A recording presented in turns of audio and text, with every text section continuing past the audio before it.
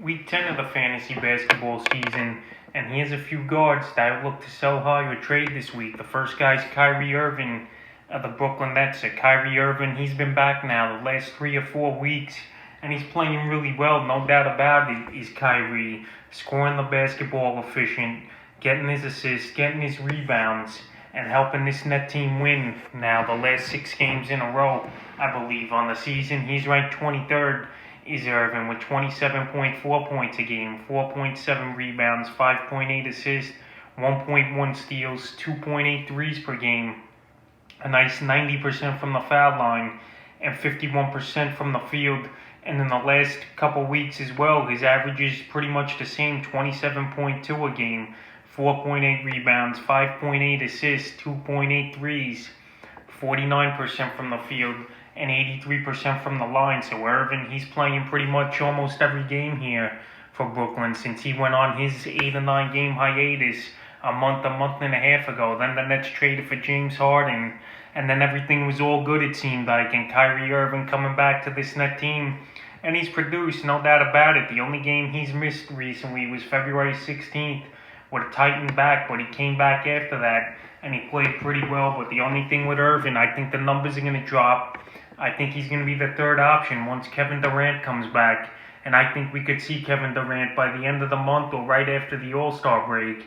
And Irving, he's just an unpredictable player. There's times he's, the number one fan on this team where he's all excited. But then there's times like we've seen early in the season where he's just not feeling it at the moment. And he's going to take games off and not play. And it wouldn't surprise me to see him take some games off right after the All-Star break. He's just not going to be in the mood to play. The last 3 games, they've been pretty good for Irving.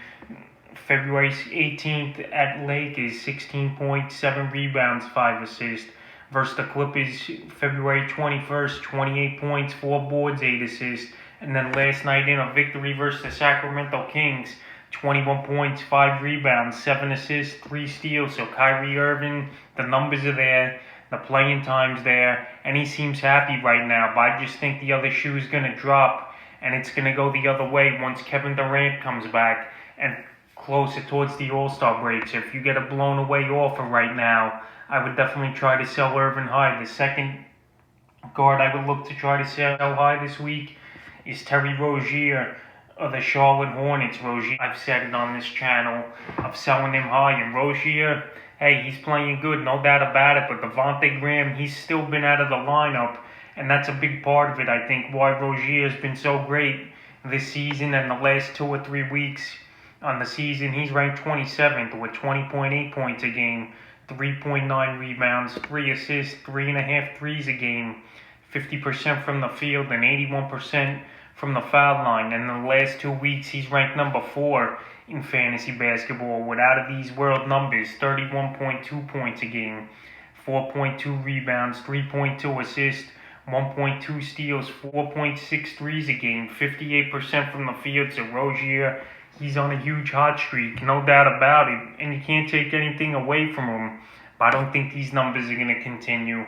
His last few games, we've seen him explode, but he finally came back down to earth a couple nights ago versus Utah, and that's what I think you're going to get with Rozier. You're not going to get these 30-plus games like he's been putting up the last week or 2. I think anywhere from 15 to 20 points, it's still pretty solid, but right now he's a classic sell-high candidate, is Rozier. February 14th versus San Antonio, 33 points, 7 rebounds, 4 assists, 2 steals, and 3 threes.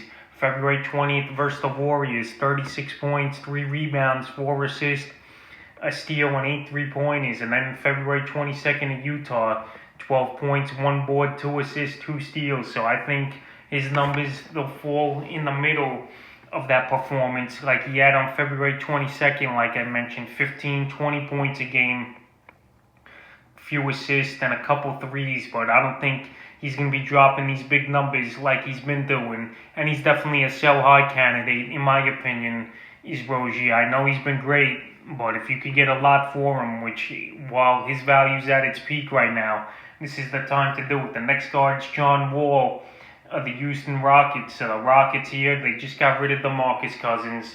We know they traded James Harden early in the season, And now I think something's going to happen with John Wall in the next month or two here, where they might buy him out and eat that contract a little and just let him go to another ball club. John Wall, though, he's been playing good, and even if he stays with Houston, I don't think his playing time is going to be that up there. It's a youth movement in Houston.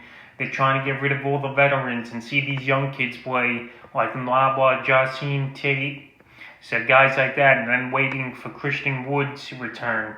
On the season, though, John Wall, he's ranked 111 with 20 points a game, 3.7 rebounds, 6.5 assists, a steal a game, 2 threes, 43% from the field on the season for Wall. The last few weeks, though, he's bumped the points up and the assists, 23 points a game, 3.4 boards, 7.2 assists, 1.2 steals, 2.2 threes per game, 40% from the field for John Wall. So this Rocket team, they missed a few games recently with the postponements and stuff. But John Wall, he's been on a pretty good streak. But like I said, I don't think it's going to continue. I think they're going to cut his playing time down or try to trade him somehow or even buy him out, which is a little absurd. But you never know with this Rocket team. They flipped this whole roster in a whole half a season, it seems like. But John Wall, he's been producing, but I don't think these high-octane numbers are going to stay for him. February 13th in New York, 26 points, 2 rebounds, 4 assists, 2 steals. February 15th at Washington, his former team, 29 points, 3 boards, 11 assists, a steal, and a block. February 17th at Philly, 28 points, 3 boards, 7 assists, 2 steals and a block. And then to go versus Chicago, 15 points, 3 boards, 7 assists. And John Wall, he had 3 incredible performances before the 22nd ball game versus Chicago. And that game versus Chicago, those are the type of numbers I could see him putting up the rest of the season, 15-7. I know he's been scoring at a high rate, is John Wall, but I just don't see it continuing for him. And plus, with his injury concerns over the last 3 or 4 seasons, this guy's a definitely sell-high candidate right now while he's healthy and playing and putting up numbers. The next guard's Kyle Lowry of the Toronto Raptors. Lowry, he's the veteran. He's been a great ball player throughout his career, especially with this Toronto Raptor team. On the season, he's ranked 65th with 17.7 points a game, 5.4 boards, 6.4 assists, 1.2 assists, 2.8 threes, 87% from the foul line, and 45% from the field. So Lowry, he just puts up numbers, man, and he gets the job done, that's for sure. He's not really a sell-high candidate this week because he's been banged up and missed the last couple games with a thumb injury. But I don't think he broke it. He's missed 4 games now, and I believe he could come back here tonight versus the Miami Heat. Last night they played was Toronto, and Lowry, he just maybe didn't want him in the back-to-back as Toronto. So I think tonight he could come back. And he's a player that gives you a lot of categories. He's doing well in rebounds. He's doing good in assists, but he's a player which the injuries definitely concern me.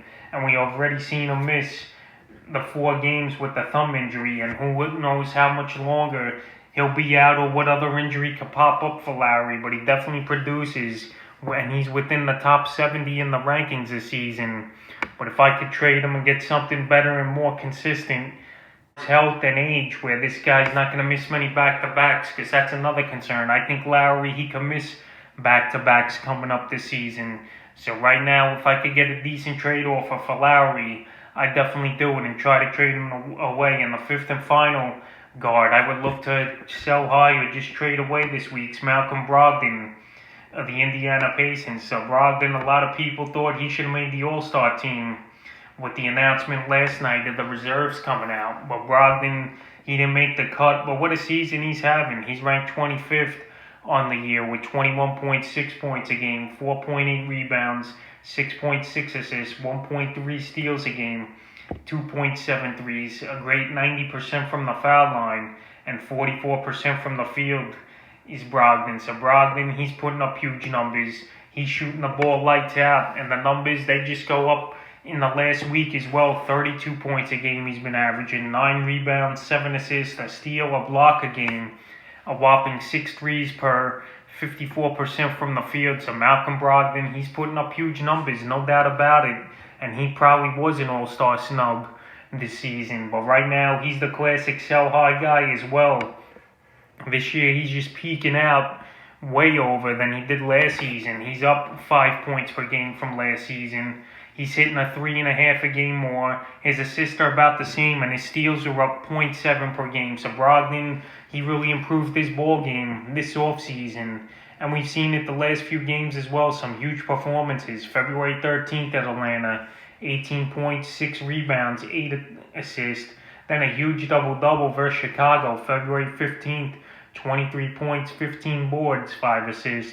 And then February 17th at Minnesota, 32 points, 9 rebounds, 7 assists, and a steal. And now the last 2 ball games, they've been postponed due to health and protocols for the Indiana Pacers. But it seems like tonight, here on the 24th versus the Golden State Warriors, they're going to play this ball game. So Brogdon, he might be rusty. Who the heck knows?